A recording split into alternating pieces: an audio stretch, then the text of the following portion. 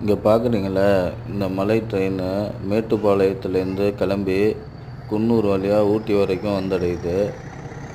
இது கிட்டத்தட்ட பார்த்திங்கன்னா அழகிய மலைப்பகுதிகளை கடந்து 46 கிலோமீட்ரு, 17 குகைகளையும், 250 பாலங்களையும், 208 வளைவுகளையும் கடந்து தான் இது சேர்ந்தடையுது.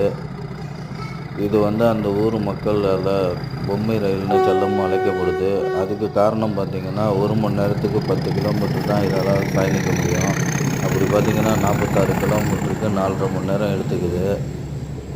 அதே மாதிரி பார்த்திங்கன்னா இந்த 46 கிலோமீட்டரு ரயில் பயணத்தை உருவாக்க அந்த காலத்தில் 45 வருடம் உழைத்து இந்த சொகுசான ரயில் பயணத்தை உருவாக்கியிருக்காங்க அப்படின்னு நினைக்கும்போது எவ்வளோ பெரிய விஷயமா இருக்குது. இன்றைக்கி வரைக்கும் நம்ம மக்கள் இயற்கையை ரசித்து அழகாக பயணம் பண்ணுறதுக்கு இந்த 45